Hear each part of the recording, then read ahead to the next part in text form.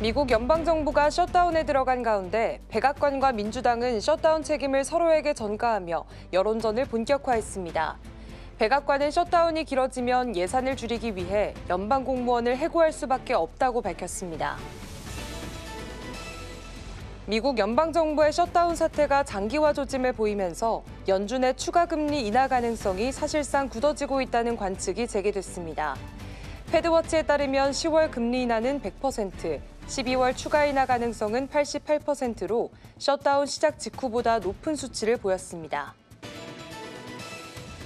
셧다운에 의한 여파로 안전자산 수요가 증가하면서 국제 금선물은 온스당 3,897.5달러, 현물은 온스당 3,895.09달러까지 오르며 두 상품 모두 사상 최고치 기록을 경신했습니다.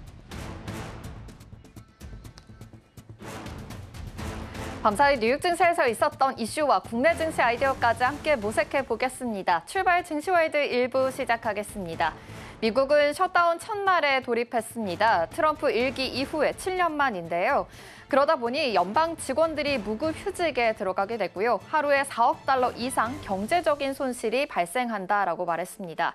우리 증시는 연휴 전 오늘이 마지막 거래일이 되겠습니다. 이 불확실성에 잘 대응해 보시기 바랍니다. 셧다운에도 불구하고 증시에 미치는 영향은 미비했습니다. 9월에 ADP 민간 고용 지표가 발표가 됐는데요. 예상치보다 하회했던 성적표를 받았습니다. 특히나 전월 대비 3만 2천 건이나 줄어들면서 시장에서는 나쁜 지표가 오히려 시장의 안도감을 불러일으키는 하루였습니다. 그렇다면 자세한 지수 체크해 보겠습니다. 나스닥 지수는 0.42% 상승했고요. S&P 500도 0.34% 상승했습니다. 다우존스는 0.09%로 소폭의 상승세 마감했는데요. 특히나 주목해야 할 건 S&P 500입니다. 사상 최고치를 다시 한번 경신했던 S&P 500입니다. 그렇다면 10년물 국채금리 살펴보겠습니다. 이 국채 시장이야말로 셧다운에 이은 고용 쇼크를 소화하는 모습으로 바빴습니다. 이 연방의회가 셧다운을 7주짜리 예산도 통과시키지 못하게 되면서 이 셧다운이 쉽게 끝나지 않을 거란 예측도 함께했고요. 예상치보다 하회한 지표에 큰 폭으로 하락했습니다. 10년물 국채금리는 1% 넘게 하락했고요. 필라델피아 반도체 지수는 금리 인하 기대감으로 인해서 2% 넘게 상승폭 유지하면서 2.05%의 상승 마감했습니다. 국제 유가는 연이어 계속해서 하락세를 보이고 있습니다. 셧다운에 따른 수요 둔화 그리고 오펙 플러스 증산에 따라서 0.95% 하락 마감했습니다. 자세한 M7 기업 살펴보겠습니다. 대부분의 기업들이 파란불보다는 빨간불을 켜고 있었습니다. 애플 같은 경우는 0.32% 상승했고요. 엔비디아는 어제 시총 4조 5천 달러를 넘어서면서 또 한 번 상승 마감했습니다. 0.35% 상승 마감했고요. 마이크로소프트 0.34% 소폭의 상승 마감했고 아마존닷컴 0.48% 오름세 보여줬습니다. 특히나 아마존은 이 저가 식료품 브랜드 아마존 그로서리를 출시하겠다라는 기대감에 힘입어서 상승 마감했던 하루였습니다. 다음 화면 보시겠습니다. 다음 화면에서 알파벳 0.74% 상승했고요. 메타는 큰 폭으로 하락했습니다. 2.32% 하락했고요. 테슬라는 3.31% 급등세 보여줬습니다. 테슬라는 우리나라 시간으로 밤 10시에 이 차량 인도량에 대한 기대감으로 풀이되고 있습니다. 이렇게 셧다운에도 불구하고 이 미시 제한은 한정적이었던 뉴욕 증시였는데요. 과거 셧다운은 대부분 1주에서 2주 내로 마무리되었기 때문에 이번에도 시장에서는 역사적 패턴이 반복될 것이란 기대감에 힘입었습니다. 증시에는 큰 영향을 미치지 않았는데요. 이 주식과 동시에 안전자산 선호 심리도 더욱더 커지고 있습니다. 이 금 가격은 올해 39번째 최고가를 경신했다는 소식도 전해졌습니다. 이 점도 함께 체크해 보시면 좋을 것 같고요. 그렇다면 국내장으로 시선을 옮겨보겠습니다. 코스피부터 확인해 보겠습니다. 미국 시장과 마찬가지로 이 셧다운의 우려는 제한적이었습니다. 또한 코스피는 수출 호조까지 이어지면서 상승 탄력을 끝까지 이어나갔는데요. 0.91% 상승하면서 3,455포인트에 마감했습니다. 코스피 수급도 살펴보겠습니다. 코스피 수급은 외국인이 매수 우위를 보여줬습니다. 특히나 외국인 같은 경우는 3거래일째 연속 코스피에서 사들이는 모습 보여지고 있습니다. 하지만 외개인 같은 경우는 이 1조 넘게 덜어내는 물량을 출회하면서 코스피를 오르자마자 팔자세로 바뀌는 그런 모습을 보여줬습니다. 그렇다면 종목별 흐름 체크해볼까요? 1위부터 5위까지 확인해 보시죠. 삼성전자, SK 하이닉스를 필두로 한 반도체주 흐름 경고했습니다. 삼성전자는요 86,000원에 마감했는데 52주 신고가가 86,200원을 감안하면 200원을 앞두고 2.5% 상승했습니다. SK 하이닉스는 3.6% 상승했고요. 36만 원 선에서 거래 마쳤습니다. LG 에너지 솔루션은 보합권에서 마감했습니다. 34만 7,500원에서 마감불 켰습니다. 이렇게 미국 출장의 걸림돌이었던 LG 에너지 솔루션 2차 전지 비자 문제가 해결이 되었습니다. 이 부분까지 함께 확인해 보시면 좋을 것 같습니다. 삼성 바이오로직스 0.8% 소폭의 상승 마감했고요. 한화 에어로스페이스는 정장에 급등했던 세를 출해 매물로 풀이되면서 0.72% 하락 마감했습니다. 다음 화면 살펴보겠습니다. 시가총액 6위부터 10위까지 살펴보시죠. 삼성전자 우선주 2.41% 상승했고요. SH현대중공업 2.52%, 어제 전장에도 2.52% 오른 현대중공업이었지만 이 전장에 따른 급등세 랠리를 이어가고 있습니다. KB금융그룹 0.69% 상승했고요. 현대차 0.23%, 이 두산 에너빌리티까지 3% 오르면서 시가총액 10위권에 진입했던 그런 모습 보여지고 있습니다. 그렇다면 코스닥으로 시선을 옮겨보겠습니다. 코스닥 지수도 코스피에 마찬가지로 0.4% 상승했는데요. 845포인트에 마감했습니다. 네, 그렇다면 코스닥 수급도 확인해 보시죠. 코스닥 수급을 보시면요. 외국인의 물량이 큽니다. 288억 원 매수 우위를 보여줬고요. 기관은 4억 원치 매수를 했습니다. 반면에 코스피와 마찬가지로 개인만이 홀로 매도세를 보여주고 있습니다. 코스닥 같은 경우는 기관도 며칠째 상승세, 며칠째 매수 우위를 보여주고 있는 코스닥도 체크해 보시면 좋겠습니다. 네, 그렇다면 종목별 흐름 살펴볼까요? 1위부터 5위까지 살펴보시죠. 코스닥 같은 경우 대부분의 종목들이 파란불 켜면서 하락 마감했습니다. 알테오제는 0% 보합권에서 마감했고요. 특히나 알테오제는 올해 들어서 호재가 참 많았습니다. 코스피 이전 상장한다 그런 소식도 전해지고 있었지만요. 이 주가에 대한 미미가 헛갈리고 있습니다. 그러면서 보합권에 마감 지었고요. 2차 전지주 에코프로비엠과 에코프로 역시 0.35%, 0.53% 하락세로 마감했습니다. 이 비만 치료제 관련 주인 펩트로는요 0.33% 하락했고요. 레온보 로보틱스 요즘 따라 좀 힘을 쓰지 못하는 상황입니다. 0.49% 하락했습니다. 다음 슬라이드 넘겨보겠습니다. 시가총액 6위부터 10위까지 살펴보겠습니다. 파마 리서치 5% 넘게 급락했고요. 유일하게 빨간불 켜고 있는 리가켄 바이오 그리고 ALB 바이오만이 5%대, 2%대 상승 마감했습니다. 이 두 종목은 개별 이슈가 있었습니다. 리가켄 바이오는 외국인의 매수세가 붙었고요. 또 10월 17일에 유럽 중앙학회가 열리는 암학회가 있다고 합니다. 이 임상 연구 결과를 공개한다고 하는데요. 그로 인한 기대감으로 풀이가 되고 있습니다. 이 ABL 바이오까지 5% 상승 마감했던 제약바이오 섹터였습니다. 다른 제약바이오 섹터 HLB가 삼천당 제약은 모두 0.13%, 2%의 낙폭을 그려내면서 마감했습니다. 네, 어제장을 정리를 해보자면요. 이 반도체와 기술재 강세를 돋보이며 지수 상승을 견인했습니다. 셧다운이라는 악재에도 불구하고 시장은 이를 금리 인하 기대감으로 해석했고요. 여기에 수출 호조까지 더해지면서 상승세를 이어갔습니다. 다만 국내 전문가들은 이번 증시 상승은 일시적 정책 기대 랠리 성격이 강하다면서 사실 지표 악화가 현실화된다면 투자 심리는 급격히 위축될 수 있다고 경고했습니다. 이 점 유의하시면서요. 투자 전략 잘 세우시길 바랍니다. 지금까지 전혜경이었습니다.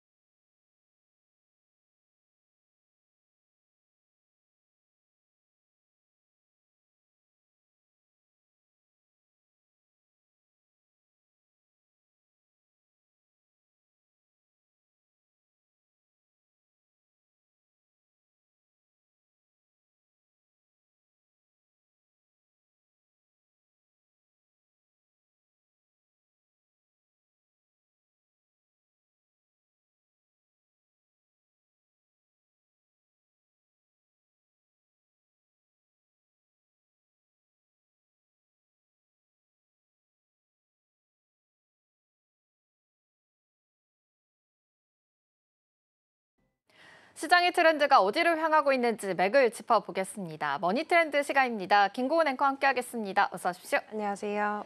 네, 시장에서는 어떤 뉴스에 주목하고 있는지 헤드라인 통해서 만나보겠습니다. 네, 세 가지 준비했습니다. 먼저 삼성전자에서 HBF라는 또 메모리 관련해서 이야기가 나왔습니다. 잠시 후에 짚어보도록 하겠고요. 두 번째로는 조선주들 요즘 다시금 올라오고 있는데요. 관련된 소식까지 짚어보겠습니다. 마지막으로는 리플 소식입니다. 그럼 첫 번째 키워드부터 자세하게 알아보겠습니다. 네, 이제 메모리 반도체 시장에 새로운 경쟁 구도가 열리고 있습니다. 바로 제2의 HBM이다라고 불리는 고대 여포 낸드 플래시 HBF 시장에 지금 삼성전자가 본격적으로 뛰어들기 시작한 겁니다. 그렇다면 HBF가 왜 시장에서 주목받고 있는지 먼저 이유부터 살펴보도록 하겠습니다. 네, 일단 HBF는 쉽게 말하면 이 데이터를 빠르게 오갈 수 있게 만든 그런 넓은 고속도로 같은 낸드 플래시라고 생각하시면 됩니다. 기존 낸드에다가 TSV라는 기술을 적용해서 여러 층으로 쌓아 올린 건데요. 이렇게 하면 한 번에 지나갈 수 있는 길이 넓어지게 돼서 데이터 처리 속도가 훨씬 빨라집니다. 그동안 HBM은 속도는 빠르지만 용량이 작다라는 단점이 있었습니다. 그런데 반대로 HBF는 속도도 높이고 또 저장 용량까지 크게 늘릴 수 있다는 점이 특징입니다. 이 기술이 필요해진 이유는 바로 AI 때문인데요. 예전에는 글자만 다뤘다면 이제는 이미지와 영상까지 동시에 처리하는 멀티모달 AI로 진화를 했습니다.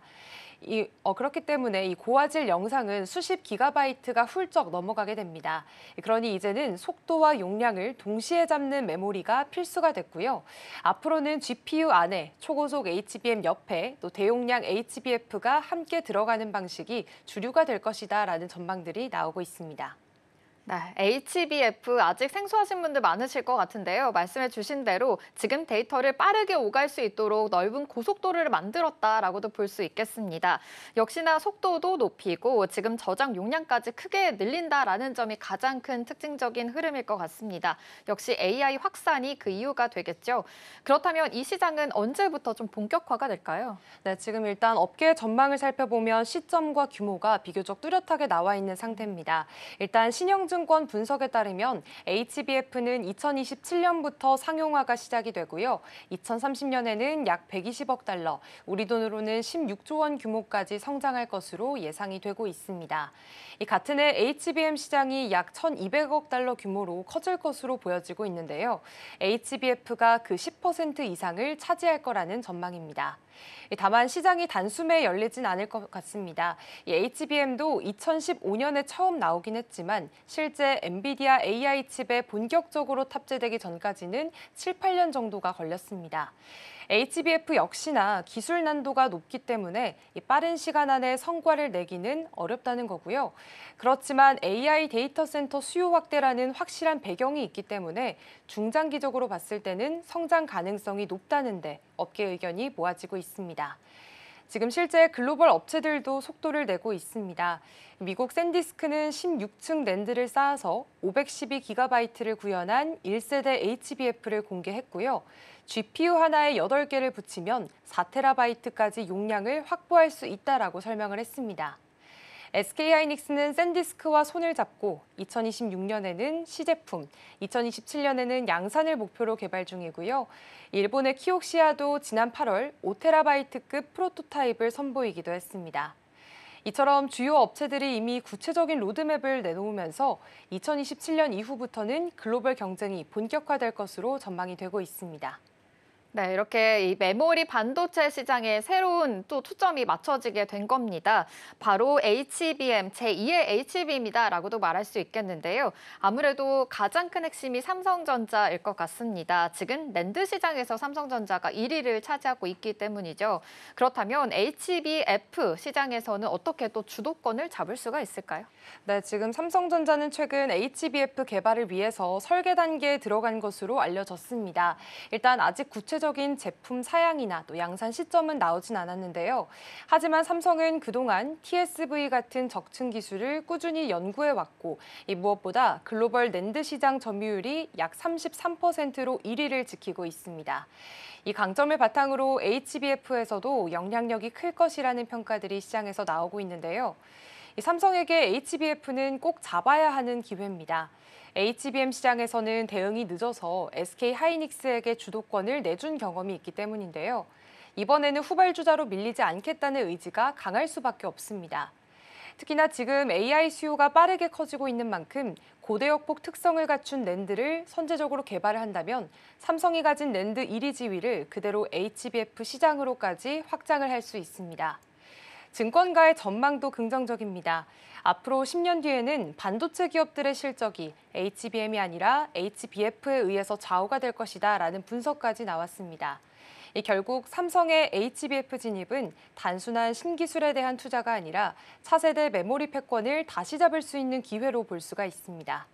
삼성에게는 실적 반등과 시장 주도권 회복을 동시에 노릴 수 있는 전략 카드가 될 수 있다는 얘기입니다. 네, 이렇게 AI 데이터 폭증으로 인해서 지금 새로운 경쟁 시대가 열리게 된 겁니다. 삼성이 낸드 1위를 자리하고 있는 만큼 HBF 시장에서도 선두 주자로 자리 잡을 수 있을지 계속해서 눈여겨보시면 좋겠습니다. 그럼 이어서 다음 주제로 넘어가 보겠습니다. 네, 글로벌 LNG 운반선 발주 시장에서 우리 조선 업체들이 또 한 번 성과를 냈습니다. 올해 들어서 발주된 16척 가운데 무려 14척이 국내 기업이라고 하거든요. 구체적으로 어떤 성과를 냈는지 자세하게 짚어보겠습니다. 네, 일단 이번 성과는 한마디로 한국 조선업의 경쟁력을 다시 한번 확인시켜줬다라고 해석해 볼 수 있습니다. 일단 8월 말 기준으로 전 세계에서 새로 발주된 LNG 운반선은 모두 16척인데요. 이 가운데 14척을 한국 조선사가 가져갔습니다. 삼성중공업이 7척, HD현대사모가 5척, 하나오션이 2척을 수주했고요. 이 나머지 2척은 미국 발주 물량이었는데 이 역시나 하나오션의 자회사인 하나쉬핑이 발주를 한 겁니다. 미국 필리조선소에서 건조가 되긴 하지만 사실상 하나그룹이 맞는 셈이기 때문에 결과적으로 봤을 때 16척 모두가 한국의 손에 들어왔다라고 볼 수가 있겠고요. 이렇게 된 배경에는 품질 신뢰도의 차이가 있습니다. 중국 조선소가 최근까지 LNG선 시장을 따라붙긴 했지만 지난해 건조한 선박에서 발전기 고장이 발생하는 등 문제가 불거졌습니다. 반면 한국은 영하 163도의 극저온 상태에서 LNG를 안전하게 저장할 수 있는 화물창 기술을 안정적으로 확보하고 있는데요. 이 기술은 난이도가 높아서 흔히 조선업계의 꽃이라고 불리기도 합니다. 이 부분에서 한국이 확실히 앞서 있다라는 평가가 나오고 있고요. 이 성과는 주가에도 바로 반영이 됐습니다. 어제 이런 소식들이 전해지게 되면서 하나엔진의 주가가 10% 넘게 오르면서 사상 최고가를 새로 썼고 HD현대 마린엔진, HD현대중공업, 하나오션 등 주요 조선주들도 일제히 상승 마감했습니다. 투자자들이 LNG선 시장 호황을 미리 주가에 담아낸 것으로 해석해 볼 수 있습니다. 네, 맞습니다. 어제 또 조선주들 랠리가 다시금 좀 이어지는 양상이었었는데요. 역시 LNG 운반선 관련해서 수주 소식이 계속해서 좀 기대감으로 작용하고 있다라는 것까지 함께 참고해 보시면 좋겠습니다. 그렇다면 앞으로 수주 일정도 굉장히 중요할 것 같습니다. 아직 발주량이 많지는 않지만 하반기부터는 대형 프로젝트가 또 잇따라 있다고 하는데요. 이 프로젝트 어떻게 좀 예정을 하고 있을까요? 네, 일단 올해 하반기 이후가 또 사실상 큰 분수령이 될 것으로 보입니다. 지금 일단 먼저 아프리카 모잠비크에서 토탈 에너지스가 추진하는 대형 LNG 프로젝트가 재개될 예정입니다. 여기에서만 HD현대사모가 9척, 삼성중공업이 8척, 총 17척 규모의 수주 가능성이 있는 상황이고요. 이미 2020년에 건조의향서를 체결해둔 상태이기 때문에 이 프로젝트가 본격적으로 가동이 된다면 계약이 확정될 가능성이 높습니다. 지금 미국 프로젝트도 큽니다. 호주 우드사이드 에너지가 미국 루이지애나 LNG 프로젝트에 투입할 선박을 검토 중입니다. 그런데 그 규모가 16척에서 20척 정도 되는데요. 또 미국 에너지 기업인 샘프라도 140억 달러 규모의 LNG 수출 프로젝트에 최종 투자를 결정하게 되면서 최소 20척 이상이 새로 필요해졌습니다. 지금 이 두 프로젝트만 합쳐도 새로 필요한 LNG선이 약 80척에 달한다라는 계산이 나오고 있습니다. 무엇보다 미국의 정책 변화도 우리에게는 유리하게 작용을 할 수 있습니다. 최근 미국 무역대표부가 중국 선박에 추가 비용을 부과하기로 하면서 북미 지역 프로젝트는 한국 조선소가 수주할 가능성이 높아졌습니다. 결국 한국 조선사들은 기술력에 더해서 정치와 외교적인 환경까지 맞물리게 되면서 앞으로 있을 대형 프로젝트에서 굉장히 유리한 고지를 선점했다라고 볼 수가 있겠습니다. 네, 이렇게 대형 LNG 프로젝트도 예고되어 있고요. 북미 지역에서의 프로젝트도 지금 한국의 조선소가 수주할 가능성이 높다라고 이야기한 만큼 확실히 분위기가 좀 호재 쪽으로 찍혀 있는 것으로 보입니다.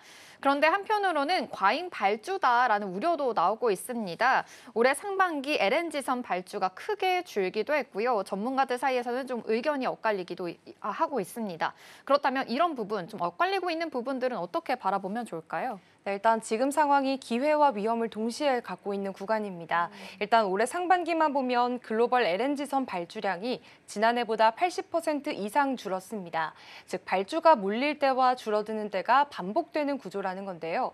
특히나 LNG선은 지난 7년 동안 꾸준히 호황을 이어왔기 때문에 이제는 과잉 발주 우려가 자연스럽게 나올 수밖에 없습니다. 전문가들의 시각은 크게 두 가지입니다. 먼저 긍정적인 쪽을 보면 북미와 아프리카에서 대형 프로젝트가 곧 시작이 되면서 한국 조선사들의 수주 잔고는 당분간 안정적으로 유지될 거라는 전망이 있습니다. NH투자증권은 내년에 전 세계적으로 LNG선 발주가 70척에 이를 것으로 보고 있는데요. 그중에 65척을 한국이 가져갈 거다라고 예상을 하고 있습니다. 이걸 금액으로 따져본다면 약 53조 원 규모고요. 하지만 반대로 신중론도 있습니다. 한국수출입은행 해외경제연구소는 LNG선 시장도 결국에는 과거처럼 과잉 발주 사이클을 겪을 수 있다라고 지적을 했습니다. 단기적으로 봤을 때는 수주 호황이 이어지더라도 장기적으로는 수요와 공급의 균형을 꼼꼼히 살펴보셔야겠습니다. 네, 이렇게 한국 조선사들 올해 LNG선 이 시장에서 성과를 지금 크게 올린 상황이고요. 앞으로도 대형 프로젝트에 대한 기대감도 있는 것으로 보입니다. 사실 요즘 이 조선주들 다시 올라오게 되면서 조선 기자재 쪽에서도 계속해서 모멘텀 살아있는 것으로 보입니다. 어제 특히 하나 엔진에서도 큰 시세를 보인 만큼 이 안에서의 주가 추이가 어디까지 더 흘러갈 수 있을지 기대해 보시면 좋겠습니다. 그럼 이어서 다음 키워드로 넘어가 보겠습니다. 네, 미국 증권거래위원회가 투자 자문사와 펀드들이 주 인가 신탁을 통해서요, 이 암호화폐를 보관할 수 있는 길이 사실상 열렸다고 합니다.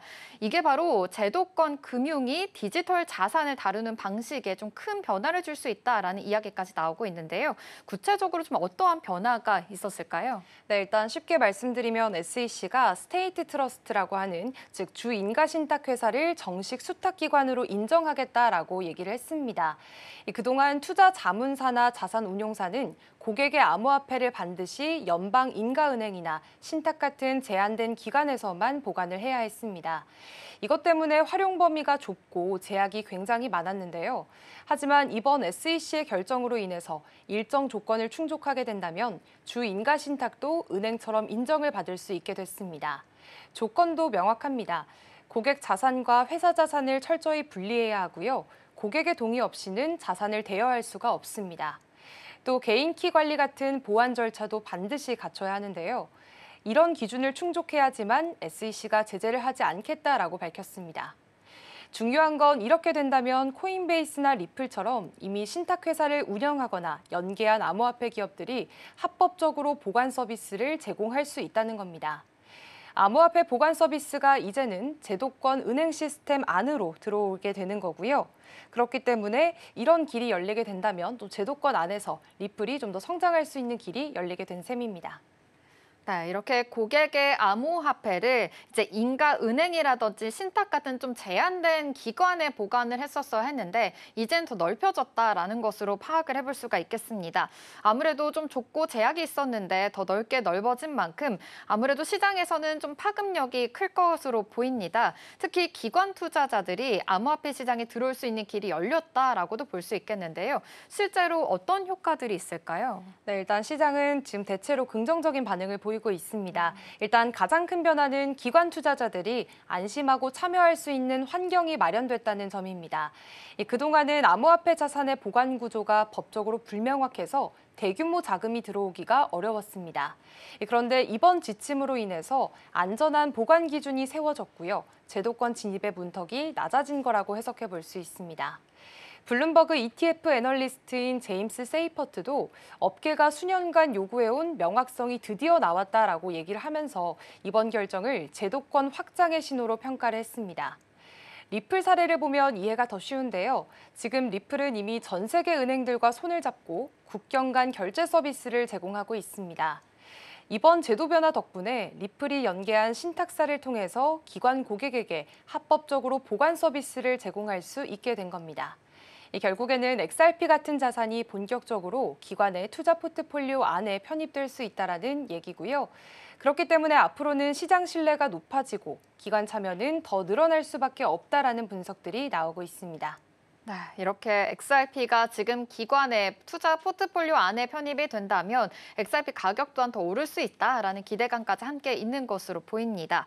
또 최근에는 미국의 금융사인 일라이언스 이 글로벌 그룹이 기업 자산으로 XRP를 직접 매입했다라는 소식도 전해지기도 했습니다. 이 사례는 또 어떤 의미를 가지고 있을까요? 네, 일단 릴라이언스 글로벌 그룹이 회사 자산으로 XRP를 편입했다라고 발표를 했습니다. 이 회사는 이미 비트코인과 이더리움, 카르다노를 보유하고 있었고요. 이번에 4번째로 XRP를 추가한 겁니다. 그냥 투자 차원을 넘어서서 이제는 기업 재무 전략 안에서 디지털 자산을 활용하기 시작했다라는 점에서 의미가 큽니다. XRP는 장점이 뚜렷한데요. 일단 거래 속도가 3초에서 5초 정도에 불과하고 수수료는 1센트도 안 됩니다.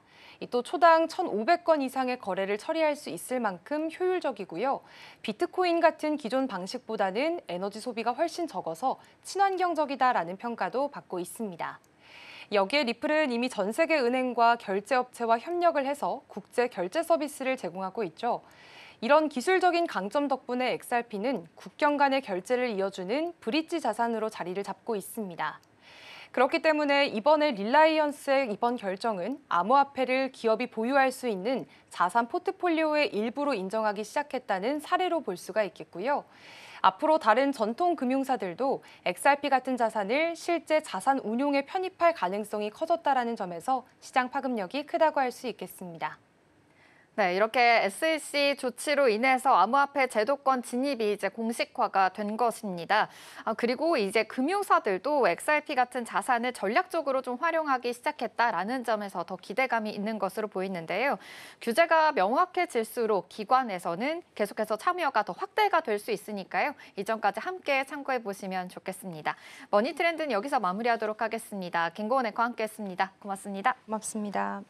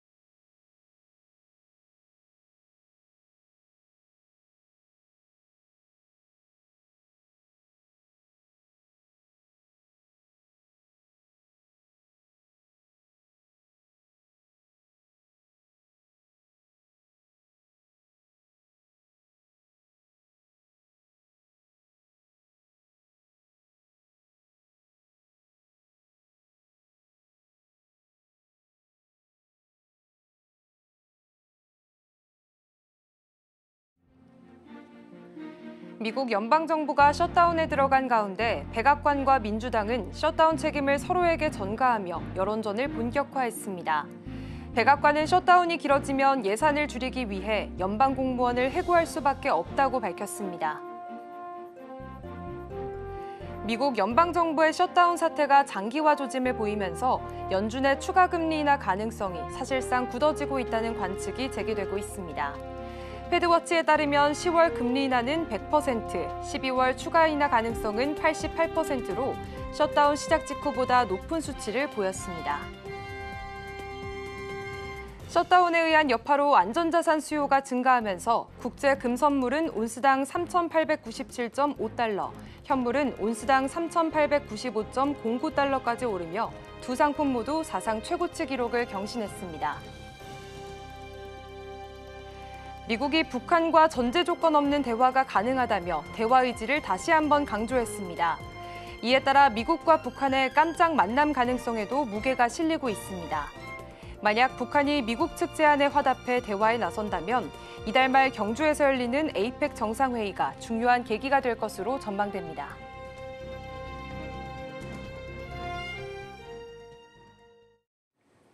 밤사 있었던 뉴욕 증시 마감 상황과 어제장 국내 증시 분위기까지 자세하게 짚어보겠습니다. 일단 미국은 셧다운 첫날에 돌입을 하게 됐습니다. 트럼프 1기 이후에 7년 만이라고 하는데요. 트럼프 1기 때는 34일간의 장기화된 셧다운이 있었다고 합니다. 이번 셧다운은 언제까지 이뤄지게 될지 계속해서 주목을 해보시면 좋겠습니다. 하지만 뉴욕 증시에서는 금리 인하에 대한 기대감으로 받아들인 모습입니다. 3대 지수 모두 상승으로 마감했는데요. 자세한 마감 상황 살펴보겠습니다.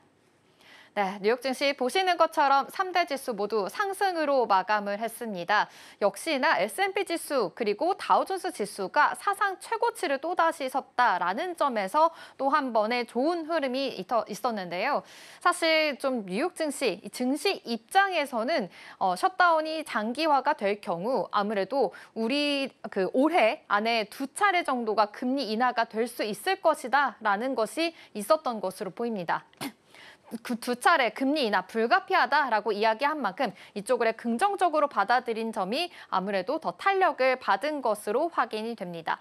또 노동시장 둔화에 대한 우려 그리고 인플레이션에 대한 우려가 계속해서 있을 것이다라는 것이 나왔는데요. 사실 이 멈추게 된다면 셧다운으로 인해서 경제 지표가 나오지 못하게 됩니다. 그러므로 인해서 이렇게 경기적인 부분에서는 우려감이 더 많다라는 점 체크해 보시면 좋겠고요. 그렇다면 금리 인하까지 이어질 수밖에 없겠죠. 이 점까지도 함께 참고를 해보시면 좋겠습니다. 이번 셧다운 공화당이 장악한 상원이 임시 예산안을 처리하지 못하면서 전격 발효가 된 겁니다.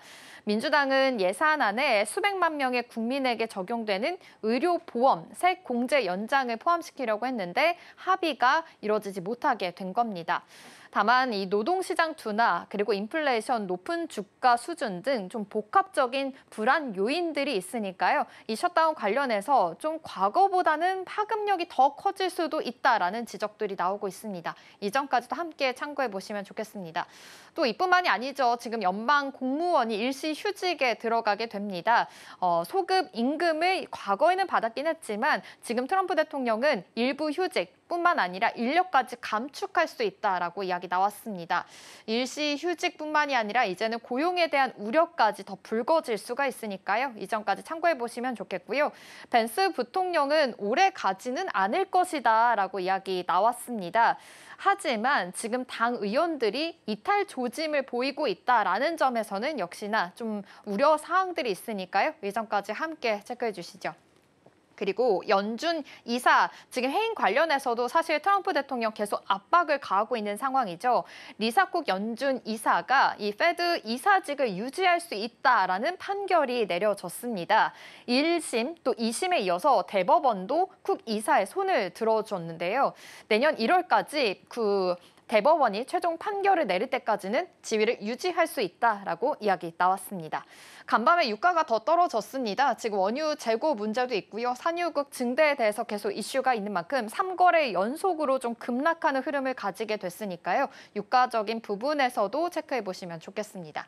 이렇게 전반적으로 좀 셧다운은 있었지만 그래도 금리 인하에 대한 기대감은 조금 더 있는 것으로 보이는데요. 이 가운데 어떤 특징적인 흐름이 있는지도 살펴보도록 하겠습니다. 일단 마이크로소프트입니다. 마이크로소프트 같은 경우에는 자사 칩에 대해서 지금 전략을 세우겠다라고 발표했습니다. AI 연산 능력에 대한 우려가 있었던 것으로 보이는데요. 이 데이터 센터 전략을 발표했지만 조금 더 심각한 상황으로 보입니다. 역시 연산 능력 부족에 대한 우려가 더 크기 때문에 주가 또한 계속해서 약세 흐름을 보이다가 보합권에서 마무리됐다라는 점 체크해 보시면 좋겠습니다. 이 밖에 넷플릭스도 보겠습니다. 지금 머스크 관련해서 보이콧이 있었기 때문인데요. 좀 움직임이 촉발됐다라는 소식과 함께 좀 약세 흐름을 가졌습니다. 사실 어제 같은 경우에는 이 영화 관련된 관세 이야기로 인해서 넷플릭스 주가가 연일 하락하는 흐름까지 가졌었는데요. 이 안에서의 주가 추이 어떻게 흘러가게 될지도 주목해 보시면 좋겠습니다. 이 밖에 레딧입니다. 11% 하락하면서 마감을 했습니다. 9월 중순 이후에 챗GPT의 레딧 콘텐츠 인용 비중이 이제는 9%에 1%에서 2%대로 크게 감소한 것으로 나타났습니다. 사실 한때 이 챗GPT에서 인용률을 굉장히 높였던 것이 이 렐스에서 조금 더 트리거가 됐었는데요. 굉장히 크게 줄면서 11%까지 하락을 했다라는 점까지 함께 참고를 해보시면 좋겠습니다. 그럼 이 밖에 다른 종목들은 어떤 흐름을 보였는지 히트를 통해서 자세하게 짚어보겠습니다.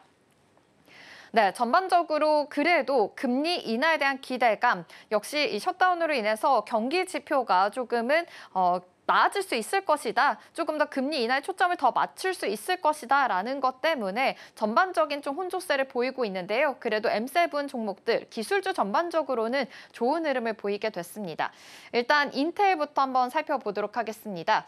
인텔이 오랜 라이벌인 AMD를 자사의 이 반도체 공장의 고객사로 좀 유치하기 위한 초기 단계 논의 중이다라는 것들이 전해졌습니다. AMD 같은 경우 1.37% 상승하면서 마감을 했는데요. 사실 인텔 같은 경우에는 아직 AMD의 최첨단 칩을 생산할 기술이 좀 부족합니다. 실제로 계약이 체결이 되더라도 일부 물량부터 좀 막게 될 가능성이 크다고 하는데요. 인텔 그래도 계속해서 좀 모멘텀, 칩을 생산하기 위해서 계속해서 전략을 세우고 있다라는 것까지 함께 참고해 보시면 좋겠고요. 인텔 주가가 7% 급등하는 흐름을 가지게 됐습니다. 이 밖에 아마존도 살펴볼까요? 아마존 같은 경우에는 0.48% 상승을 했습니다. 인플레이션으로 이 가격에 민감한 쇼핑객들을 좀 공략을 하기 위해서 아마존 그로서리와 관련해서 자체 브랜드를 출시했다고 합니다. 아마존 프레시가 있었고요. 해피밸리라는 좀 라인을 같이 통합한 것으로 보이는데요. 이 안에서는요, 이 $5 미만의 저렴한 가격으로 많은 품목들이 또 판매가 된다고 합니다. 새로운 브랜드가 런칭됐다라는 소식으로 인해서 이 0.48% 소폭이지만 상승하면서 마감을 했습니다. 요즘 이 메타 소식도 계속 나오고 있죠. 최근에 AI 그리고 광고 성장 모멘텀에도 불구하고 지금 현재 차익 실현이 조금 더 크게 나왔습니다. 메타 M7 종목들 중에서도 가장 큰 폭의 낙폭을 보였는데요. 2.3% 하락했습니다. 이 밖에 테슬라가 연일 잘 가고 있는 상황입니다. 3.31% 간밤에도 테슬라 주가가 상승하면서 마감을 했습니다. 지금 보시면 이 밖에 이 헬스케어 단에서 그래도 강한 상승 흐름을 보였다라는 점에서 눈에 띕니다. 바로 트럼프 대통령이 의약품 관련해서 100% 고유 관세를 매기겠다라고 이야기가 전에부터 좀 전해졌었죠. 그런데 이 관세 부과를 연기하기로 했습니다. 그러다 보니 앞으로 좀 투자 관련돼서 합의를 끌어내는 전략이다라는 이런 분석들도 나오고 있는 상황입니다. 전반적으로 좀 훈풍이 불었으니까요. 이 점까지도 함께 체크해 보시면 좋겠고요. 또 노보노디스크와 또 브라질의 이 파마에서는 지금 같이 파트너십을 맺었다라는 소식도 전해졌습니다. 비만 치료제, 또 과체중 치료제뿐만이 아니라 당뇨병 치료제까지 여러 가지 같이 출시를 한다라고 밝혔는데요. 빠르면 10월부터 시판이 될 예정이라고 하니까요. 이 안에서의 모멘텀, 약들의 신약에 대한 기대감으로 인해서 같이 이 훈풍이 깃들었다라는 점까지 체크를 해보시면 좋겠습니다. 네, 이렇게 전반적인 분위기가 좀 혼조세 보였습니다. 그래도 뉴욕 증시가 3대 지수 상승을 했고 오히려 좀 셧다운이지만 그래도 뉴욕 증시에선 투자 심리가 여전히 좀 상승으로 찍혀 있다라는 점에서 긍정적인 해석이 나오고 있는 상황입니다. 우리 시장 안에서도 오늘 어떤 흐름을 가지게 될지 눈여겨보시면 좋겠습니다. 그렇다면 어제 우리 국내 증시의 분위기는 어땠는지 살펴봐야겠죠. 네, 셧다운에도 국내 증시 어제 상승하는 흐름을 가졌습니다. 사실 일본 시장 같은 경우에는 좀 하락하면서 마감을 했는데요. 우리 시장은 강했습니다. 역시 반도체 투톱에 대한 랠리도 계속해서 이어지는 상황입니다. 추석 이틀 앞두고 상승 마감한 만큼 이 안에서의 랠리도 좋았는데요. 코스피가 0.9% 상승했고요. 코스닥도 0.4% 상승하는 흐름 가졌습니다. 어제 수출에 대한 데이터가 나왔기 때문이죠. 수출 호조로 인해서 반도체 안에서의 훈풍이 들었습니다.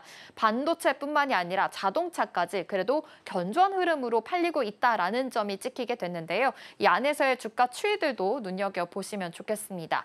사실 이 증권가에서는 셧다운 지금 미치는 영향이 좀 제한적일 것이다라는 이야기까지 나오고 있습니다. 워낙 우리나라 안에서 반도체 모멘텀이 좀 워낙 강하기 때문에 이 셧다운에 대해서는 미치는 영향 어느 정도는 좀 너무 크게 타격은 있지 않을 것이다라는 분석들도 있으니까요. 이 점까지도 생각해 보시면 좋겠습니다. 역시 어제 반도체 투톱 좋았죠. 삼성전자 2.5% 상승했고요. SK하이닉스도 3.6% 상승하면서 반도체 투톱 흐름들이 역시나 좋았습니다. 수출 호조 소식까지 함께 체크해 보시면 좋겠습니다.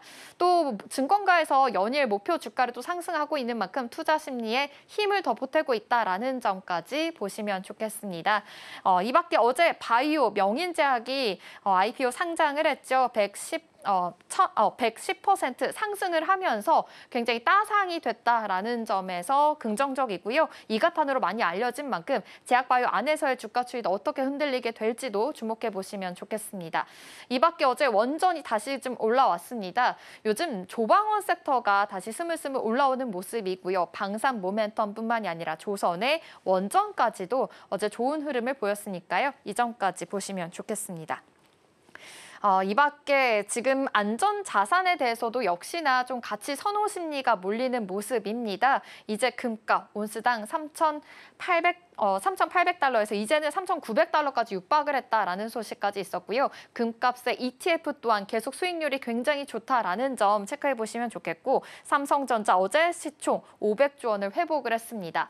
오늘 안에서도 반도체 안에서의 흐름들이 어떻게 될지 좀 주목이 되고 있는 상황이고요. 엔비디아도 상승한 만큼 이 랠리 어떻게 좀 해석을 해볼지 다음 장 통해서도 자세하게 짚어보겠습니다. 네, 어제 반도체 안에서의 큰 이슈가 있었습니다. 바로 오픈 AI와 K 반도체 동맹 소식이 있었기 때문입니다. 사실 오픈 AI 지금 이 세계적인 인공지능 업계 상징적인 인물로 불리는 샘 올트먼 CEO가 한국을 방문했기 때문입니다. 챗 GPT도 많이 사용하고 있는 상황인데요. 올트먼 CEO가 이렇게 얘기했습니다. 한국은 이 기술 인재뿐만이 아니라 세계적인 인프라를 가지고 있다라고 이야기하면서 한국이 굉장히 챗 GPT를 사용하고 있는 큰 고객이다라고 이야기하기도 했습니다. 이제 한국 AI 분야에서 세계적인 리더가 될 수 있는 모든 요소를 갖추고 있는 만큼 같이 협력해 나가고자 앞으로의 포부를 일컬었으니까요. 이 점 체크해 보시면 좋겠고요. 일단 한국을 방문한 이유가 바로 삼성과 SK하이닉스와의 반도체 메모리 관련돼서 협력 확대가 되겠죠. 다음 장 통해서도 살펴볼까요? 네. 보시면 삼성전자와 SK하이닉스 이 스타게이트 프로젝트의 협력 파트너십을 맺게 됐습니다.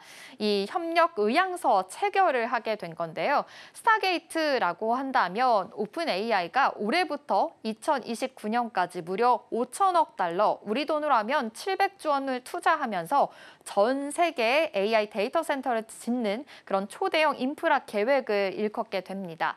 사실 데이터 센터의 심장이라고 말하는 AI 가속기가 있겠고요. 그 안에서는 HBM이 굉장히 필요하죠. 그런데 글로벌 HBM 시장 점유율을 79%나 차지하고 있는 것이 바로 삼성전자와 SK하이닉스이기 때문에 우리나라 반도체 투톱과 같이 협력을 하기 위해서 어제 이렇게 방문을 하게 된 겁니다.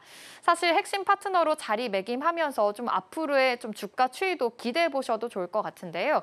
사실 올트먼 CEO 입장에서는 두 회사에 월 90만 장 규모의 HBM이 필요하다라고 밝힌 것으로 전해졌습니다.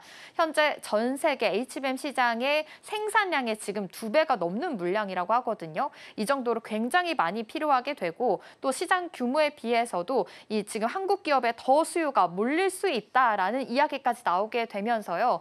이제는 수출액이 수천억 달러 규모까지 급증할 수 있다라고 전망들이 쏟아지고 있습니다.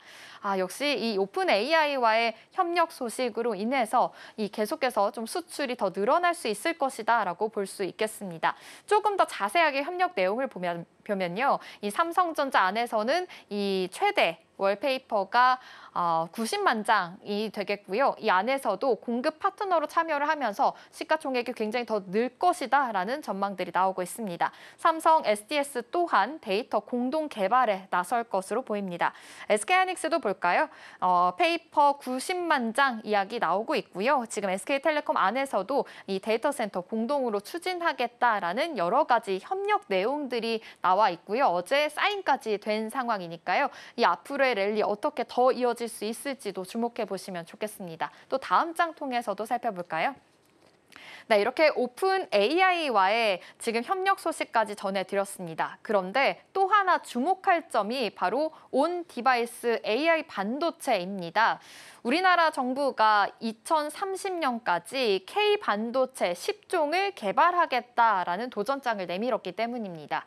정부 입장에서는 이 자율주행차 그리고 휴머노이드 로봇 같은 이 첨단 제품의 두뇌 역할을 하는 온 디바이스 AI 반도체 개발에 나서겠다라고 본격화한 겁니다. 산업통상자원부는 총 1조 원 규모고요. 구체적으로 국비 6,900억 원, 민간 3천억 원을 투입하면서 2030년까지 이제 K 반도체 안에서 이 10종을 더 만들겠다라고 이야기했습니다. 여러 가지 큰 예산을 사용하는 만큼 앞으로의 랠리도 좀 기대해 보셔도 좋을 것 같은데요. 일단 온 디바이스 반도체 같은 경우에는요. 서버에 연결 없이도 기기 자체에서 AI를 연산할 수 있는 그런 칩입니다. GPU보다 전력에 대한 소모도 적고요. 그러다 보니 자율주행차뿐만이 아니라 로봇 그리고 방산 같은 차세대 산업에서 굉장히 필요한 핵심 기술이 되겠습니다. 하지만 지금 한국의 현실로 봤을 때는 미국과 중국에 비해서는 아직까지 설계라든지 제조 역량이 좀 부족합니다. 그렇기 때문에 이번 프로젝트를 통해서 K 반도체 동맹을 꾸리기로 한 겁니다. 이 안에서 어떤 기업이 있는지도 중요하겠죠. 현대차뿐만이 아니라 LG전자, 두산로보틱스, 항공우주산업같이 대표 제조 기업들이 함께 참여할 예정이라고 하니까요. 팹리스뿐만이 아니라 파운드리까지 맞춤형 칩이 어떻게 개발이 될지까지 눈여겨보시면 좋겠습니다. 또 산업부가 2026년까지 컨소시엄을 구축하고요. 2028년까지는 이 국산 시제품을 선보이게 되고 2030년까지 이제 완성형 제품을 내놓겠다라는 단계별 계획을 세우고 있는 상황입니다. 이렇게 AI 반도체 시장 계속해서 커지고 있는 양상인데요.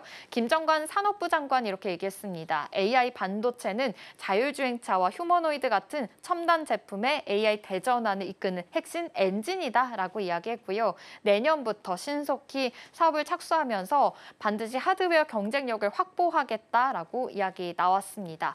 이제 앞으로 AI 팩토리 제조뿐만이 아니라 얼라이언스 이 전략 회의까지 있으면서요. 전 과정에서 디지털로 전환하는 과정이니까요. 계속해서 지켜보시면 좋겠고요. 전망이 굉장히 뛰어납니다. 2030년까지 6배나 성장할 것이다라고 봤을 때 역시나 반도체 랠리 더 이어질 수밖에 없겠고요. 증권가에서도 목표 주가를 상향하고 있는 이유가 여기에도 있다라는 점까지 체크해 보시면 좋겠습니다. 그럼 다음 장도 확인해 볼까요? 네, 지금 어제 같은 경우에 또 하나의 이 호재가 됐던 게 바로 수출 데이터였습니다. 수출 데이터가 굉장히 잘 나왔기 때문인데요. 이 수출액 관련해서는 사실 이 9월에 굉장히 크게 오르면서 3년 6개월 만에 최대치를 찍게 됐습니다. 그 가운데 반도체가 굉장히 높았는데요. 수출액이 전년 대비해서 22% 정도가 늘었습니다. 사상 최대 기록을 세우면서 전체 수출액 안에서도 가장 높은 비율이다라는 점 함께 체크해 보시면 좋겠고 자동차 부품 쪽으로도 역시나 좋은 모멘텀이 있었습니다. AI 서버 수요뿐만이 아니라 고부가 메모리에 대해서 계속 수요가 많이 늘어나고 있죠. 지금 쇼티지 현상이 발생하고 있는 만큼 가격적으로도 좀 안정적인 효과가 있다라는 점 체크해 보시면 좋겠고요. D램도 40%가 늘었고 낸드 플래시 쪽에서도 13% 늘어나면서 실적이 더 뒷받침이 될 것이다라는 이야기까지 나오고 있습니다. 삼성전자와 SK하이닉스 지금 합산해서 영업이익이 10조 원을 넘어설 것이다라는 전망이 힘을 얻고 있습니다. 역시나 D램 재고가가 계속해서 좀 많아지고 있는 만큼 이 안에서의 랠리들 주목을 해보시면 좋겠고요. 하지만 이 안에 조금 더 디테일하게 짚어보자면 미국과 관세 불확실성이 좀 변수가 될 것으로 보입니다. 수요와 단가 호재가 겹치고 있는 만큼 이 안에서 수출 전선에서 기록을 더욱더 경신할 수 있을지 관심이 커지고 있습니다. 마지막 통에서도 살펴볼까요? 네, 역시 이 종목별로의 흐름도 굉장히 중요하겠죠. 어제 반도체 투톱뿐만이 아니라 이제는 소부장까지도 굉장히 좋은 흐름 보여지고 있습니다. 이 안에서의 랠리도 계속해서 눈여겨보시면 좋겠습니다. 네, 이렇게 반도체 관련해서 한번 짚어보도록 하겠고요. 그렇다면 네, 슈퍼사이클이 돌아온 만큼 여러 소식들이 계속해서 나오고 있습니다. 어떻게 네. 더 클로즈업 해보면 좋을까요? 네, 일단 앞서 큰 그림을 좀 살펴봤다면 이제 안에 더 디테일로 들어가 보는 게 좋을 것 같습니다. 어제 반도체가 전반적으로 훈풍을 일으켰던 상황 속에서 투자자들의 시선은 CXL과 유리기판으로까지 향하게 됐는데요. 이 안에서 지금 이 기술들이 왜 이슈가 되고 있는지 오늘 한번 살펴보도록 하겠습니다. 사실 앞에서도 살펴봤지만 어제 시장을 움직인 가장 큰 힘은 단연 반도체였습니다. 수출 데이터를 한 번 더 간략하게 짚고 넘어갈까 하는데요. 9월에 수출이 사상 최대를 기록했습니다. 전체 수출은 659억 달러 정도 기록을 했습니다. 우리 돈으로 92조 원 정도 달하는 수치인데요. 그 안에서 반도체가 주인공을 차지했습니다. 한 달 반도체 수출액이 무려 166억 달러, 약 23조 4천억 원에 달했습니다. 작년 같은 달과 비교해서 무려 22% 정도 늘어난 수치인데요. 월간 기준으로 했을 때는 역대 최대치를 기록한 수준이라고 합니다. 쉽게 말하면 이제 반도체만으로 우리나라 전체 수출의 4분의 1 이상을 차지한 셈입니다. 그 이유로는 일단 메모리 가격 상승이 가장 큰 힘이 됐고요. DDR5나 HBM 같은 고부가 메모리 수요가 여전히 탄탄했기 때문입니다. 이렇게 어제 반도체 전체가 살아나면서 두 가지 키워드가 또 한 번 주목을 받았습니다. 바로 CXL과 유리기판인데요. 이 두 가지는 반도체의 미래 성장성을 보여주는 신기술이기도 합니다. 자, 그렇다면 먼저 CXL부터 한번 들여다보겠습니다. 풀네임은 컴퓨트 익스프레스 링크라는 이름을 가지고 있는데요. 간단히 말하자면 이 반도체 부품끼리 데이터를 더 빠르고 주고받도록 도와주는 그런 연결 방식을 뜻합니다. 지금까지 사실은 CPU나 GPU, 메모리 같은 부품들이 각자 따로 놀다 보니까 이 데이터를 주고받을 때 시간이 다소 걸리고 병목 현상이 좀 발생을 했었습니다. 마치 좁은 도로에 차가 여러 가지 진입을 하면서 막히는 현상처럼 병목 현상이 좀 잦게 생겼는데요. 그런데 이제 CXL이 이 안에 들어가게 된다면 이 도로를 초고속도로로 확 뚫어주는 역할을 합니다. 단순히 빠르기만 한 게 아니라요. 메모리를 필요로 할 때 서로 빌려 쓰고 모아 쓸 수 있는 구조도 가능하게 합니다. 자, 그렇다면 왜 이 CXL이 지금 더 주목을 받고 있는 걸까요? 아무래도 지금은 AI와 빅데이터 시대가 슈퍼사이클에 돌입을 했습니다. 따라서 처리해야 할 데이터가 기하급수적으로 늘고 있기 때문인데요. 데이터 센터나 클라우드, AI 서버 같은 데에서 성능을 높이려면 HBM처럼 빠른 메모리만으로는 한계가 있습니다. 따라서 부품들을 묶어주는 이런 CXL 같은 연결 기술이 지금 현재로서는 반드시 필요합니다. 따라서 CXL은 넥스트 HBM이라고 불리기도 합니다. 자, 이 안에서 삼성전자와 SK하이닉스, 우리 국내 반도체 톱톱도 빠르게 움직이고 있습니다. 더 이상 이 두 기업이 HBM만 만드는 회사에서 그치진 않는데요. 삼성전자와 SK하이닉스는 소캠이나 PIM, CXL 같은 차세대 솔루션까지 풀세트로 갖춘 그런 문제 해결사로 자리매김하려고 하고 있습니다. 어제 이제 앞서도 살펴봤지만 이 오픈AI의 샘 올트먼 CEO가 태평양을 건너서 한국까지 찾아온 이유가 바로 여기에 있습니다. 삼성 같은 경우에는 업계 최초로 이 CXL 기반 D램을 마련했고요. 또 최신 규격인 이 CXL 3.1 메모리 모듈 개발을 공식화했습니다. AI와 고성능 컴퓨팅에서 요구하는 이 대용량 초고속 메모리 수요를 독점하겠다라는 전략입니다. SK하이닉스도 마찬가지입니다. 96기가 혹은 128기가 제품의 고객 인증을 이미 끝냈고 마찬가지로 3.0이나 3.1 규격을 겨냥해서 개발의 속도를 내고 있습니다. 사실 CXL 2.0은 시장에서 그렇게 주목을 받지 못했는데요. 업계에서는 이 CXL 3.0 이상부터 시장성이 본격화될 것으로 전망하고 있습니다. 최근에 이 두 회사는 이 미국의 마벨과의 호환성 테스트까지도 끝냈습니다. 마벨의 스트럭테라라는 컨트롤러가 문제없이 맞물린다라는 것을 확인했는데요. 이제 그렇다면 공급 논의로까지 확장될 가능성이 크다는 것을 의미하겠습니다. 여기에 더해서 장비 업체 회사들도 움직이고 있습니다. 대표적으로는 네오셈이라는 회사가 있는데요. 일단 SSD 검사 장비를 주력으로 하는 것입니다. 이 반도체는 아무래도 성능과 신뢰성을 정교하게 검사하는 과정이 필수적인데 네오셈은 바로 이 검증 장비를 만드는 회사입니다. 자, 그런데 여기에 더 나아가서 이제 최근에 CXL 기반으로 하는 검사 장비 양산에 좀 들어갔습니다. 결국 CXL 메모리가 본격적으로 앞으로 쓰이기 시작한다면 당연히 그거를 테스트할 장비도 필요한 상황이 되겠는데요. 네오셈은 사실 삼성전자나 SK하이닉스, 마이크론 같은 이 대표적인 글로벌 메모리 3사와 고객사로 두고 있습니다. 따라서 시장에서는 빠르게 이 CXL까지 더해져서 안착할 가능성이 높다라는 평가가 나옵니다. 자, 그렇다면 이 CXL을 먼저 좀 선제적으로 살펴봤는데요. 이제 유리기판으로 넘어가 보도록 하겠습니다. 다음 페이지에서 확인해 볼 수가 있는데요.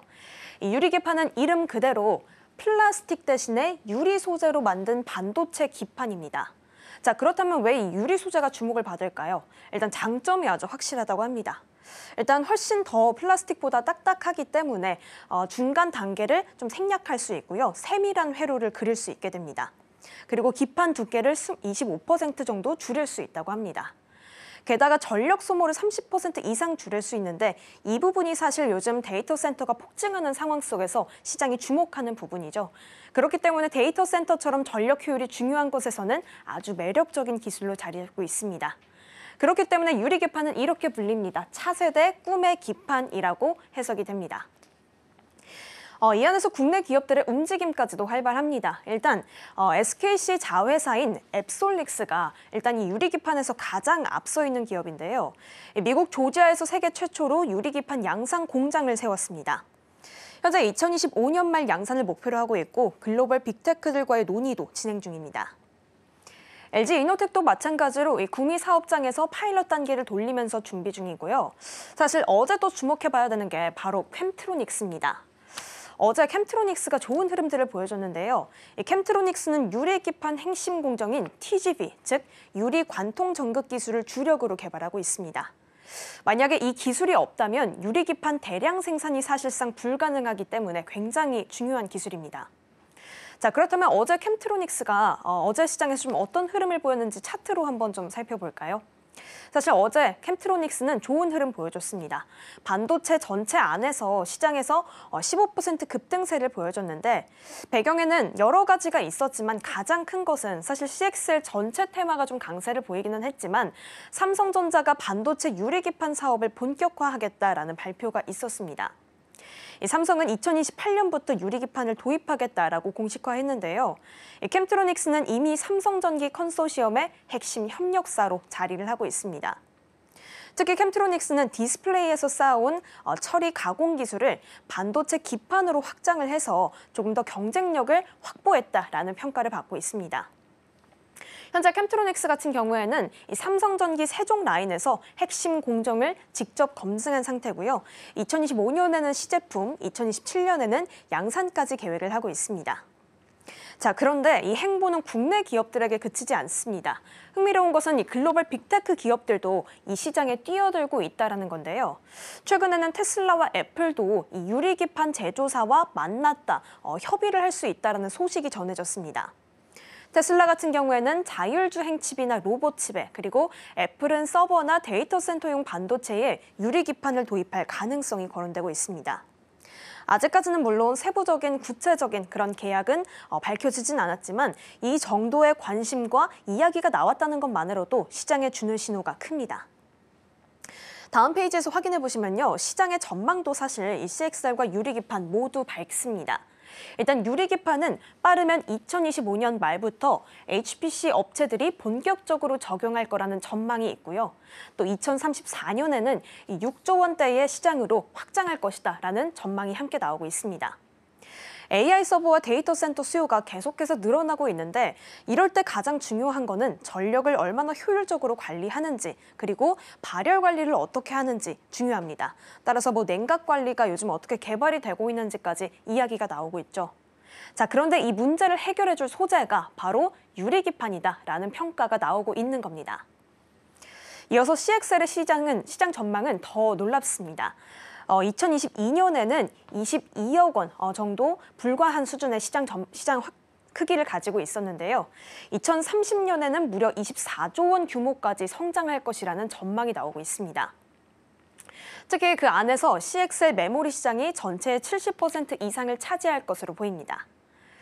지금의 HBM처럼 이 CXL은 반도체 기업들이 새로운 캐시카우가 될 수 있다는 이야기로 보이는데요.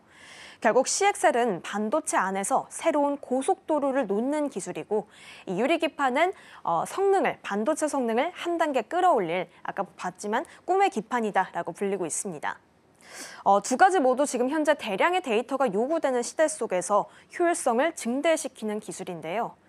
결국 사실 반도체가 현재 슈퍼사이클에 돌입했다, 그리고 더 길게 갈 거다라는 전망들이 나오고 있지만 물론 고점 논란도 함께 제기가 되고 있습니다. 하지만 중요한 것은 지금 반도체 업황이 어떻게 변하든 AI와 데이터 센터라는 초대형 수요는 분명히 존재하고 지속될 것으로 보입니다. 오히려 더 우상향할 것으로 보이는 상황인데요. 그 안에서 지금 오늘 알아본 이 CXL과 유리기판이 어느 시점에 얼마나 빠르게 상용화되느냐가 한국 반도체 기업들의 다음 성장 스텝을 가르는 중요한 포인트가 될 것으로 보입니다. 지금까지 마켓 클로즈업이었습니다.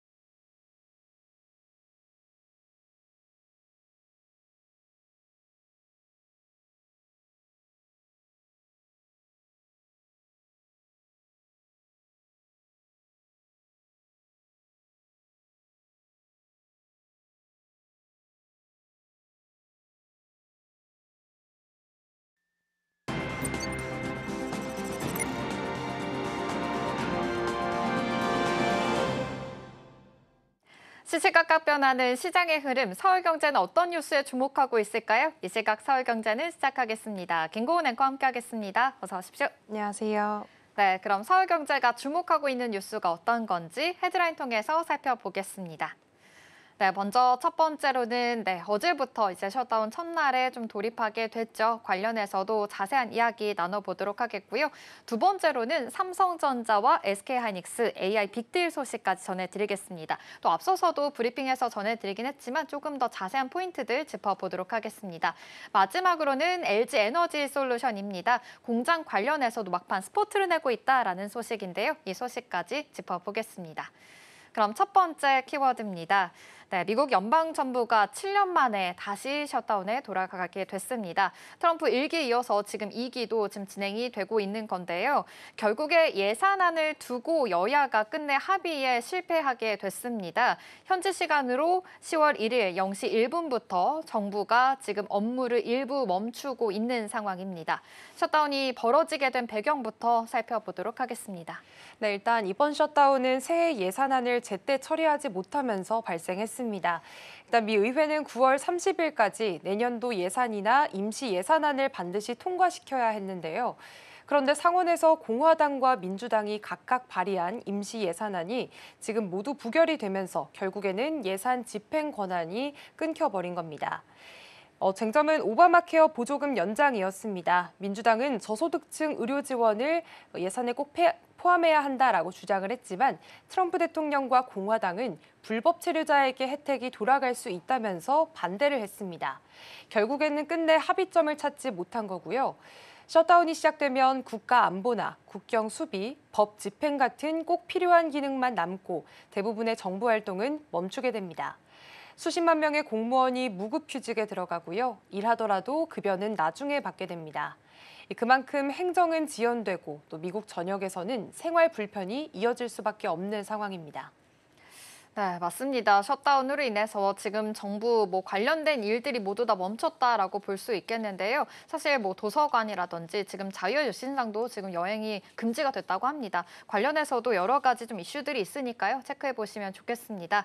일단 이 셧다운 정치적인 갈등에서 비롯됐다라고 볼 수 있겠죠. 문제는 좀 여파에 있겠습니다. 경제 상황이라든지 시장 금융 상황이 좀 어떻게 바뀔지가 좀 궁금해지는데요.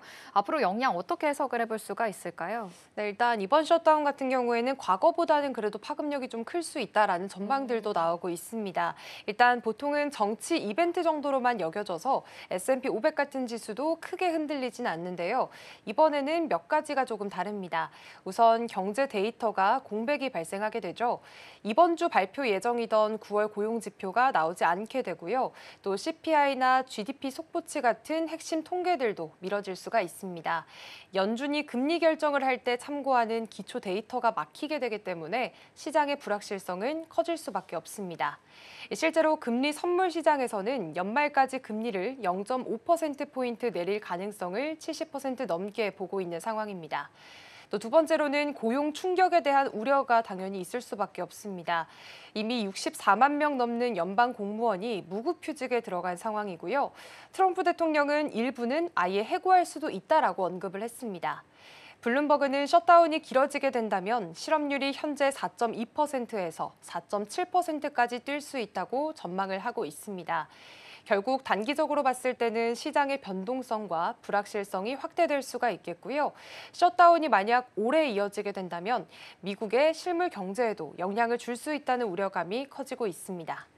네, 맞습니다. 지금 셧다운이 얼마나 이뤄지게 될지 좀 계속 주목을 해보시면 좋을 것 같은데요. 사실 트럼프 1기 때는 34일 동안 좀 장기화가 됐다고 합니다. 2기 때 셧다운은 어느 정도까지 이뤄지게 될지 주목해 보시면 좋겠고 아무래도 경제 지표가 나오지 않게 됩니다. 말씀해 주신 대로 고용 지표가 나오지 않게 되고요. CPI나 이 GDP 속보치도 함께 포함이 되는데 이 통계도 좀 미뤄질 수 있다고 하니까요. 이 안에서의 주가 추이들이 어떻게 흘러가게 될지 주목을 해보시면 좋겠습니다. 지금 정치 이벤트 말고도 지금 여러 가지 흔들리는 변수들이 있습니다. 일단 이 실생활 그리고 산업 현장에서도 아무래도 여파가 나타날 수밖에 없는데요. 이런 여파들은 좀 어떻게 보면 좋을까요? 네, 일단 이미 여러 분야에서 차질이 시작이 됐습니다. 먼저 항공 분야에서는 교통안전청 직원이나 항공 관제사들이 일은 하지만 급여를 받지 못하는 일이 발생을 합니다. 이렇게 인력이 줄거나 사기가 떨어지면 항공편 지연이나 결항이 늘 수가 있겠고요. 다음으로는 관광 산업입니다. 앞서 말씀해 주신 것처럼 자유의 여신상, 그랜드 캐니언 같은 주요 국립공원들이 문을 닫을 수도 있습니다. 스미스소니언 박물관도 예산이 떨어지면 운영이 불가능합니다. 이렇게 된다면 현지의 음식점이나 숙박업소 같은 지역 경제에도 직접적으로 타격이 가게 되는데요. 또 기업 차원에서도 영향이 있습니다. 방산과 항공우주 기업들은 정부 지출 의존도가 높기 때문에 매출의 차질이 불가피해 보입니다. 컨설팅이나 IT 서비스 업체들도 계약 지연을 피하기가 어렵겠고요. 반대로 안전자산 선호가 커지면서 금이나 국채, 달러 같은 자산은 상대적으로 강세를 보일 수 있습니다. 또 마지막으로는 국내 증시 영향도 빼놓을 수가 없는데요. 단기적으로는 글로벌 증시의 불확실성이 확대가 되면서 외국인 자금 흐름이 흔들릴 수가 있습니다. 이럴 때는 신흥국 증시가 약세를 보일 가능성이 있습니다. 다만 과거를 보면 셧다운이 해소가 되면 시장이 비교적 빨리 회복된 경우가 많았습니다. 그렇기 때문에 과도한 불안보다는 앞으로의 추이를 좀 지켜볼 필요가 있겠습니다. 지금 셧다운으로 인해서 경제 전반적으로 좀 불확실성이 더 커진 상황입니다. 하지만 그럼에도 불구하고 이 간밤에 뉴욕 증시는 3대 지수가 상승으로 마감을 했죠. 금리 인하에 대한 기대감이 더 커지고 있는 것으로 보입니다. 이 안에서의 주가 추이가 어떻게 흔들리게 될지도 주목을 해보시면 좋겠고요. 사실 이 셧다운으로 해서 하루에 4억 달러 이상 좀 경제적인 손실까지 이어질 수 있다라고 전망들이 나오고 있습니다. 이 주가 추이들 그리고 금융시장의 불확실성이 어떻게 좀 번지게 될지 이 점까지도 유의해 보시면 좋겠습니다. 그럼 이어서 다음 키워드로 넘어가 보겠습니다. 네, 어제 오픈 AI의 CEO 샘 올트먼이 방한을 했습니다. 삼성전자 회장과 SK하이닉스를 만나게 됐죠. 이른바 AI 동맹이 공식화됐다라고 볼 수 있겠습니다. 이 안에서 특히나 좀 주목할 만한 점이 오픈 AI가 추진하고 있는 스타게이트 프로젝트에 지금 두 그룹이 핵심 파트너로 함께하겠다라는 이야기인데요. 이번 협력 어떤 내용인지 주요 내용부터 살펴보겠습니다. 네, 샘 올트먼 CEO가 어제 직접 한국을 찾았습니다. 이재용 회장을 만나기 위해서는 삼성 서초 사옥을 방문했고요. 또 최태원 회장을 만나기 위해서는 SK 서린빌딩을 방문했습니다. 먼저 삼성과 오픈 AI는 글로벌 AI 인프라 구축을 위한 협력 의향서를 체결했습니다. SK그룹 역시나 메모리 반도체 공급과 데이터 센터 협력을 위한 LOI나 MOU를 각각 맺게 됐고요. 핵심은 스타게이트 프로젝트였습니다. 2029년까지 미국 전역에 초대형 슈퍼컴퓨터와 AI 데이터 센터를 세우는 사업인데요. 투자 규모만 보더라도 5천억 달러, 우리 돈으로는 약 700조 원에 이릅니다. 여기에다가 삼성전자와 SK하이닉스가 고성능 저전력 메모리를 안정적으로 공급하기로 계약을 맺게 된 겁니다. AI 산업은 이렇게 성능이 높아질수록 메모리 수요가 폭발적으로 늘어나게 되는데요. 그래서 올트먼 CEO가 직접 한국을 찾아서 협력을 요청한 겁니다. 삼성은 반도체에만 그치지 않고 그룹 계열사들이 함께 참여를 하는데 삼성 SDS는 데이터 센터를 운영하고 삼성물산과 삼성중공업은 해상에 설치하는 플로팅 데이터 센터 개발을 맡게 됩니다. 결국에 단순히 반도체만 납품을 하는 게 아니라 삼성그룹 전체가 이 글로벌 AI 인프라 동맹에 합류했다는 점에서 의미가 큽니다. 네, 스타게이트 프로젝트입니다. 2029년까지 미국 전역에 이 초대형 슈퍼컴퓨터뿐만이 아니라 데이터 센터까지 세우는 사업인데요. 굉장히 큰 규모입니다. 우리 돈으로 700조 원에 달한다고 하니까요. 이 협력이 어떻게 이루어지게 될지 그리고 주가 추이 또한 눈여겨보시면 좋을 것 같습니다. 그렇다면 이 협력 아무래도 HBM이 또 중요하게 되겠죠. 오픈 AI가 굳이 삼성전자와 SK하이닉스를 선택한 이유가 또 있을까요? 네, 지금 HBM이 AI 시대에서는 굉장한 역할을 하고 있습니다. 네. 이 올트먼 CEO가 직접 한국을 찾은 이유도 바로 이 수급 문제 때문이었는데요. 현재 전 세계 HBM 생산량의 70% 이상을 엔비디아가 가져가고 있기 때문에 오픈 AI가 쓸 물량이 부족했습니다. 그런데 스타게이트 프로젝트에는 월 90만 장, 현재 세계 생산량의 2배가 넘는 규모가 필요합니다. 이 물량을 안정적으로 공급할 수 있는 곳은 사실상 삼성과 SK뿐이라는 점이 결정적이었고요. 특히나 삼성전자는 연간 760만 장 이상을 생산할 수 있는 디램 캐파를 갖고 있습니다.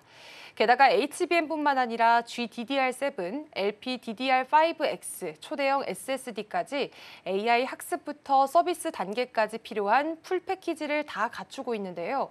그래서 업계에서는 삼성이야말로 이 스타게이트의 마지막 퍼즐을 채울 플레이어다라는 평가들도 나오고 있습니다. 네, 이렇게 삼성전자, SK하이닉스 이제 AI 산업의 뿌리인 이 메모리 공급을 좀 책임지게 됐다라고 볼 수 있겠습니다. 그렇다면 이번 협력을 통해서 한국뿐만이 아니라 글로벌 시장에서는 어떤 파장들이 좀 예상되고 있을까요? 네, 일단 이번 파트너십으로 인해서 이제는 한국이 글로벌 AI 경쟁의 중심에 올라섰다라는 의미로 해석해 볼 수 있습니다. 우선 메모리 슈퍼사이클이 조금 더 앞당겨질 수가 있습니다. AI가 발전할수록 필요한 건 결국에는 메모리인데 지금 IDC는 전 세계 메모리 시장이 내년에는 2,200억 달러, 2030년에는 2,300억 달러 이상으로 커질 것으로 내다봤습니다. 삼성과 SK는 이번 계약으로 인해서 연간 수십조 원 규모의 추가 매출원을 확보하게 됐고요. 두 번째로는 AI 데이터 센터 산업의 확장성입니다. 지금 삼성은 메모리 공급뿐만 아니라 해상 플로팅 데이터 센터와 탄소 중립형 냉각 기술까지 협력을 하기로 했습니다. 그렇기 때문에 글로벌 AI 인프라 표준을 선도하겠다라는 전략이고요. 마지막으로는 국내 산업 전반으로의 파급 효과입니다.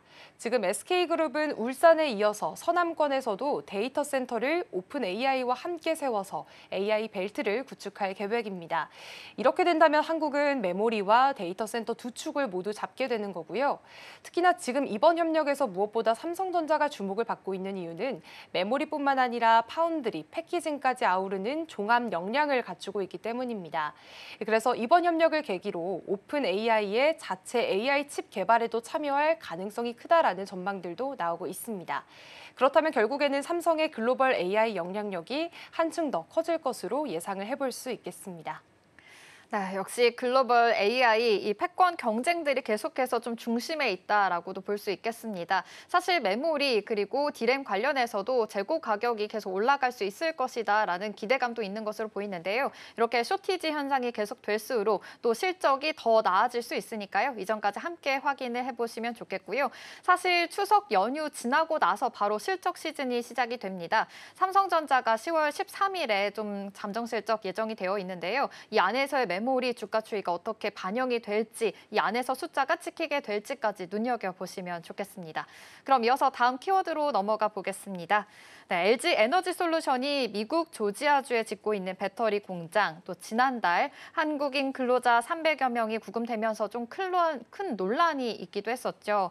그런데 이번에 한미 양국이 단기 비자 문제를 풀면서 공장 정상화에 속도를 낼 수 있다라는 이야기가 나왔습니다. 이번 합의 내용부터 자세하게 짚어보겠습니다. 네, 일단 이번 합의를 통해서 비자 해석을 명확히 했습니다. 일단 미국 정부가 B1 단기 상용 비자나 또 ESTA만으로도 장비 설치, 점검, 보수 같은 업무를 할 수 있다라고 공식 확인을 했는데요. 그동안은 이 비자들이 단순 출장용으로만 인정이 됐습니다. 현장에서 실제로 장비를 설치하거나 고치는 일은 불법이라는 해석이 많았고 바로 이것 때문에 지난달에는 LG 에너지솔루션 근로자 317명이 구금되는 일이 벌어졌습니다. 하지만 이번 합의로 인해서 애매했던 부분이 정리가 됐고요. 앞으로는 ESTA나 B1 비자를 가진 인력들도 일정 조건만 충족을 한다면 합법적으로 이런 업무들을 할 수 있다는 게 확인이 됐습니다. 또 하나 중요한 건 주한 미국 대사관에 이 지금 전담 데스크가 설치가 된다는 점입니다. 한국 기업들이 앞으로 비자 문제로 혼란을 겪을 때 곧바로 상담하고 조율할 수 있는 공식 창구가 마련이 됐고요.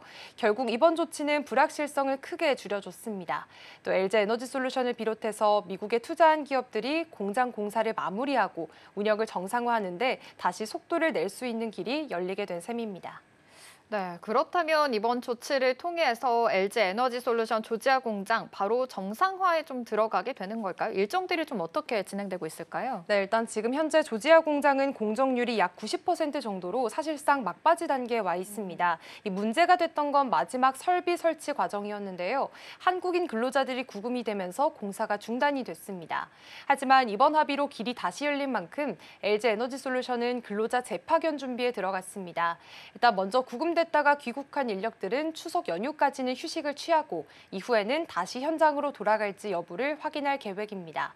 만약에 인력이 부족하다면 대체 인력도 새로 투입하기로 했습니다. 이 업계에서도 비자 문제가 풀린 만큼 이제는 LG 에너지솔루션 공장 완공에도 속도를 낼 것이다라는 전망이 나오고 있습니다. 네, 그렇다면 이번 합의가 LG 에너지솔루션 말고도 북미에 투자하고 있는 지금 기업들에게도 영향을 줄 수 있을 것 같거든요. 파급력 어떻게 예상되고 있을까요? 네, 일단 이번 조치는 북미에 투자가 진행 중인 국내 기업 전반에도 영향을 미칠 수 있습니다. 지금 삼성 SDI나 SK온 같은 다른 배터리 업체들도 미국에서 대규모 투자를 진행하고 있는데요. 모두 장비 설치나 유지 보수 과정에서 같은 어려움을 겪었습니다. 그런데 이번 합의로 사업 진행이 다시 속도를 낼 수 있게 됐습니다. 또 배터리뿐만 아니라 반도체, 조선, 에너지 같은 대규모 장치 산업들도 마찬가지입니다. 해외에서 들여온 장비를 설치하고 점검하는 건 필수인데 그동안 비자 규정이 애매해서 기업들이 불안해했는데요. 이번 조치로 당장의 불확실성은 많이 해소됐다고 볼 수 있습니다. 다만 한계도 있습니다. 이번 합의는 임시적인 행정 확인에 가깝고요. 장기적으로 봤을 때는 비자 발급 규모를 늘리거나 한국 기업을 위한 전용 비자 제도를 신설하는 근본적인 대책이 필요하다는 지적들도 나오고 있습니다. 네, LG 에너지솔루션 지금 공장 완공에 좀 속도를 낼 수 있을 것으로 보이고요. 다른 기업들도 투자 정상화에 지금 나서고 있는 만큼 앞으로 랠리에 대해서도 계속해서 눈여겨보시면 좋겠습니다. 이 시각 서울경제는 여기서 마무리하도록 하겠습니다. 김고은 앵커와 함께했습니다. 고맙습니다. 고맙습니다. 출발 증시월드 1부가 준비한 소식은 여기까지입니다. 본 방송에서 제공하는 정보는 투자 판단을 위한 조언일 뿐 해당 종목의 가치와 수익률을 보장하지 않습니다. 이어지는 출발 증시월드 2부도 많은 시청 바랍니다. 함께해 주신 여러분 고맙습니다.